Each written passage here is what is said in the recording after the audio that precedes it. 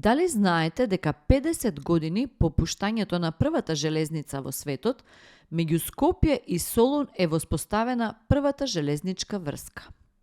2 вагона кај музеот на град Скопје со години беа претворени во ресторани и го носеа името на историскиот воз Ориент Експрес, кој се обраќал од Париз до Истанбул од 1883 година до 2009 година. Со одлука на влада во 2004 година дуќаните и сите околни објекти кај музеот беа преземени од Министерството за транспорт и врски, а што се случува со нив нема информации. Возот Simplon Orient Express поминувал низ Македонија, сообраќал на релацијата Кале, Париз, Милано, Венеција, Загреб, Белград, Ниш.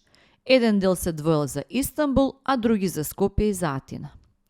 Возот Orient Express е воведен далечната 1883 година и ја поврзувал речиси цела Европа од Париз преку Виена, Белград, Ниш до Истанбул или преку Скопје, Солун до Атина. Orient Express се претворило во синоним за удобно и луксузно патување, како и место за секакви интриги. Негови најчести патници биле благородници, дипломати, деловни луѓе и други патници од високите општествени слоеви. Возот Арлберг Orient Express во служба бил од 1930 до 1962 година, со прекин помеѓу 1939 и 1945 година. При тоа возот морал да мине низ цела Македонија, следејќи го текот на Вардар од Скопје до Солун. Тој давал поттик за создавање бројни книжевни дела, преку кои неговата слава се зголемувала уште повеќе. Едно од тие дела е романот Orient Express од А. Ден Долард.